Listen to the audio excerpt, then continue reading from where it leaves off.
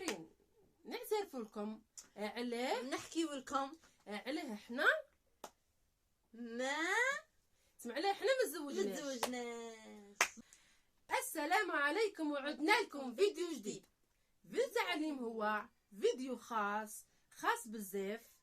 اليوم رايحين نتناقشوا انا وخولة، ورايحين نعترف لكم نتوما للمشاهدين، رايحين نعترف لكم عليه. يلا الى الفيديو هذا فيديو كما قلت لكم فيديو خاص، رايحين نعترف لكم عليه، نحكي لكم عليه احنا ما تسمع عليه احنا ما تزوجناش. دوك رايحين نقول لكم عليه ما تزوجناش. اوكي، اعترافات كمل كامل الفيديو الحقيقه. الاخير راح تعرفوا الحقيقه علاه ما تزوجناش انا وسمرة. سمرة ابدا. اولا وقبل كل شيء، انا عليه ما تزوجتش. انا انسان اللي نحوس نتزوج معاه ما لقيتوش لحد الان. كيفي فيه بزاف شروط وشروط وشروط، وانا كنتلاقى مع اشخاص بزاف تسمى يشرطوا عليا حوايج انا اللي ما نقبلهمش. اولا بزاف الرجال تلاقيت معاهم اول شيء يقولوا لي لازم ديري البرقع، وانا البرقع هذا ما نحبوش وما نديروش. في حياتي تعرفت على صدقوا ولا ما صدقوش، تعرفت على واحد 6 ولا هادو 6 كانوا صح يمين الحلال، ولكن كما راهم طلبوا لي البرقع. وهذاك البرقع اللي تسمى نغطي كلش، ندير ليغون، نستقاشر، ندير العينيه، ندير الفيلي هكذا هذيك الشفاف هذاك. المهم حاجه مسبان بعد ما نعرفكش وعلى بها اللي ما قبلتش. وكاين بزاف ثاني فاتوا في حياتي وجازوا في حياتي قلبوا ثاني الخروج ما كانش تسمع كي تقعدي في الدار مازالش تخرجي مش شهر شهرين.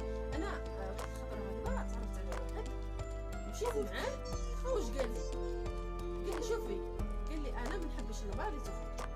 قلت له معليش ما كان حتى مشكل، اي راجل ما يحبش تخرج. قلت له هي، قلت له خرج 3 ايام 4 ايام. قال لي الخروج كل شهر تخرجي، وكي تخرجي تروحي لبيت بويك. انا نخرج لما ما كانش ونجيبك انا للدار. على بها اللي ما قبلتش ثاني فات وما قبلتش بيه. وكاين بزاف في الكلام بزاف، كون نحكي لكم الفيديو وما يكفيش. هذو هما الاسباب اللي ما تزوجتش. وانا نتمنى الشريك حياتي يكون كما انا، يكون حنون، مش غير حنون برك، طيوب، مش غير طيوب، يكون تسمى ماهوش معقد، يخليني نخرج. تسمى كاين حوايج نقولهم له يخليني ماشي يحرمني من كلش. نتمنى ان شاء الله هذا الشريك نلقاه يوم من الايام يكون معايا منفتح وماهوش معقد. هذه هي. انا نحب الحريه، نحب نخرج، نحب ندخل نلبس واش نحب، ندير واش قال راسي. وهذا السبب اللي نلقى الشريك العمر. كي نحكي لهم الحريه تاعي واسباب الحياه اللي نحب نعيشها ما يقبلوش ويروحوا. صح. وهذه هي الاسباب اللي مازال ما زوجناش، وان شاء الله نلقى الشريك اللي يفهمني ونفهمه. وهذه هي، وهذا هو الزهر. وحنايا الخواتات زهرنا كيف حتى خوله ثاني راح تحكي لكم علاه ما تزوجتش والاسباب ما هي. سمرة خوفتيني على بالك، ما لقيتش نقول. عجل التعبير، قلبي يخبط. خوفتيني.